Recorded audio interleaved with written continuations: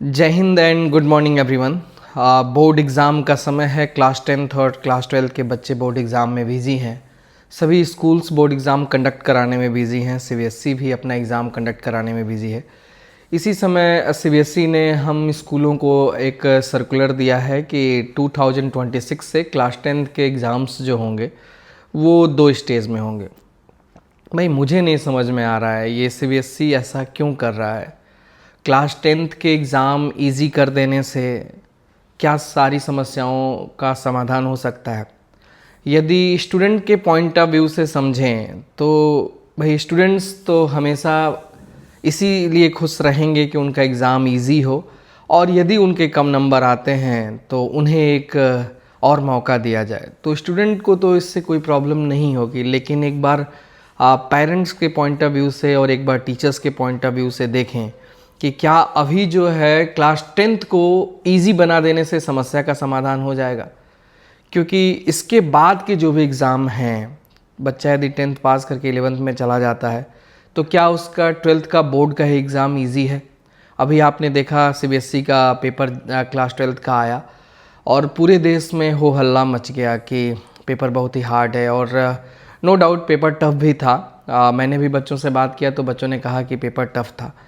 तो पहली चीज़ तो मैं ये कहना चाहूँगा कि बोर्ड एजुकेशन को क्लास 10th और क्लास 12th को यदि हम इजी बना देते हैं तो इससे जो है स्कूल का नहीं कोचिंग का मार्केट और तेज़ हो जाता है। क्योंकि जो सीबीएसई का सर्कुलर मैंने पढ़ा तो उसमें एक लाइन लिखा हुआ था कि कोचिंग के प्रभाव को कम करने के लिए ऐसा डिसीजन जो है बोर्ड ने लिया है। तो 10th ईजी कर देने से ही सारी समस्याओं का समाधान कैसे हो सकता है? आप 10th ईजी कर दें, 12th भी आप वैसा ही रखें, तो जो बच्चा 10th ईजी करके गया वो 12th में यदि फिजिक्स का ऐसा पेपर आएगा तो फिर वो परेशान होगा। उसके बाद यदि हमने 10th और 12th को भी इजी कर दिया, हो सकता है यदि आप कहें कि आप थोड़ा सा धैर्य रखें, हो सकता है 12th का एग्ज़ाम भी ऐसे ही 2 स्टेज में हो जाए। तो क्या इससे कोचिंग की जो दुनिया है, जो इस समय एक बहुत बड़ा मार्केट बना हुआ है, क्या इससे, या जो स्कूल डमी स्कूलों में कन्वर्ट होते जा रहे हैं कोटा फैक्ट्री की वजह से, क्या इससे ये रुक जाएंगे? क्योंकि हर पेरेंट्स को ये पता है कि मेरे बेटे को यदि नीट का एग्ज़ाम देना है, यदि आईआईटी का एग्ज़ाम देना है या सीयूईटी का एग्ज़ाम देना है तो उसको एक बहुत ही टफ कंपटीशन को फेस करना है। क्योंकि नियर अबाउट 60 to 70% बच्चे इन्हीं एग्ज़ाम्स में जाते हैं। या तो वो ग्रेजुएशन करते हैं तो सीयूईटी, उनको सीयूईटी देना है, या तो मेडिकल में जाते हैं तो डॉक्टर बनना चाहते हैं तो नीट देना है। तो क्या 10th और 12th का मार्केट 10th और 12th के बोर्ड को एग्ज़ाम को इजी बना देने से उनकी समस्या समाधान होगी? बिल्कुल नहीं होगी। बल्कि पेरेंट्स के मन में तो ये आ जाएगा कि हमें जब इस बच्चे को आगे नीट कराना है, सीयूईटी दिलाना है या आईआईटी दिलाना है, तो हमें अब स्कूल की एजुकेशन बहुत ही ईजी हो गई है। तो एक काम करते हैं, किसी ऐसे स्कूल में एडमिशन करा देते हैं जहाँ पे सिर्फ नाम चलेगा और हम इसको कोटा भेज देते हैं या हम इसको कोचिंग करा देते हैं। तो इससे तो उनका मार्केट और बढ़ेगा ना। स्कूल एजुकेशन को, बोर्ड एजुकेशन को इजी करके और उन एग्ज़ाम्स को, उन कम्पिटिटिव एग्ज़ाम्स को और टफ कर देने से इनसे तो कोचिंग की मार्केट बढ़ेगी। एक जो डर होता था क्लास 10 के बच्चों को कि नहीं हमको पढ़ना है, आपने पहले ही क्लास 10 के एग्ज़ाम को क्या किया, इंटरनल असेसमेंट का जो 20 नंबर था वो लगभग हर स्कूल हर बच्चे को दे देता है। तो उस 20 नंबर के बाद बच्चे को पास होने के लिए चाहिए ही कितना? मात्र सिर्फ 13 नंबर चाहिए, 33%। यानी जो है 12th में बच्चा यदि एग्ज़ाम दे रहा है तो उसको थ्योरी में पास होना ज़रूरी है, प्रैक्टिकल में पास होना ज़रूरी है। लेकिन 10th तो ऑलरेडी इतना ईजी है कि 20 नंबर वहीं से मिल जा रहे हैं, इंटरनल असेसमेंट से मिल जा रहे हैं, 13 नंबर पास होने के लिए चाहिए।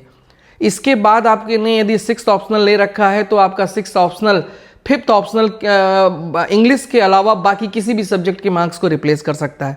तो 10th तो ऐसे ही ईजी है।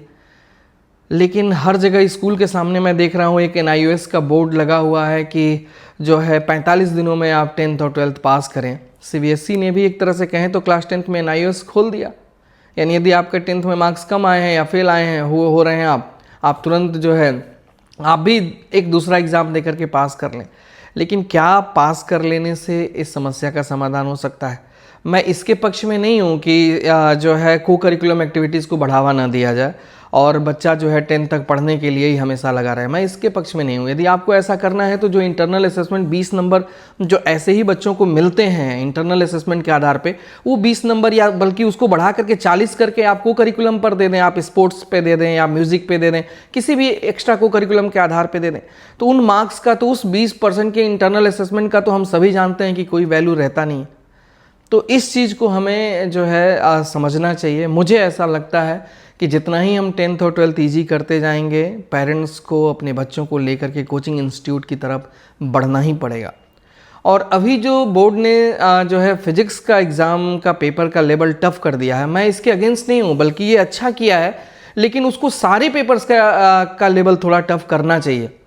आपने अकेले फिजिक्स का किया तो इससे क्या हुआ कि बच्चा जो है फिजिक्स में कम नंबर पाए और फिर जो है केमिस्ट्री में अच्छा नंबर पाए, तो जिस इंस्टीट्यूटों में जो केमिस्ट्री के टीचर्स होते हैं उन पे प्रेशर रहता है, उनको स्कूल मैनेजमेंट को लगता है कि ये फिजिक्स के टीचर्स रिजल्ट नहीं दे रहे हैं।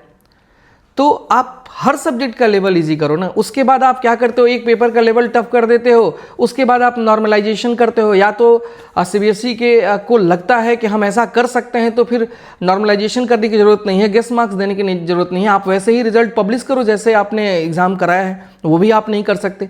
पिछली बार बहुत सारे बच्चे एग्ज़ाम दे करके निकले और उन्होंने कहा कि मेरा फिजिक्स का पेपर ख़राब हुआ, लेकिन जब मैंने कई स्कूलों का पता किया तो बच्चे फिजिक्स में सभी पास थे, और केमिस्ट्री जिस एग्ज़ाम को उन्होंने कहा कि केमिस्ट्री इजी था, उसमें कई स्कूलों में बच्चे फेल थे। ये क्या है मतलब?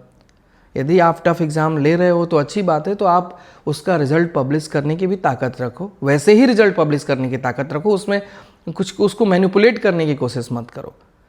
तो मैं बस इतना ही कहना चाहूँगा कि 10th का एग्ज़ाम या 12th का एग्ज़ाम, इसको भी सीरियसली स्कूल बोर्ड इसको सीरियसली ले, ताकि स्कूल पेरेंट्स को भी लगे कि 10th और 12th पास करने के लिए भी स्कूल ज़रूरी हैं, और जो है फिर कोचिंग इंस्टीट्यूट का सहारा ना लेना पड़े। क्योंकि मुझे लगता है कि जो लॉजिक सीबीएसई बोर्ड ने 2 स्टेज देने के लिए, आगे 12th में भी ऐसा कर दे, ये लॉजिक दिया है, ये लॉजिक कोचिंग इंस्टीट्यूट को कम के पावर को कम करने के लिए नहीं है, बल्कि वो इससे और स्ट्रांग होंगे। That's all from my side. Thank you.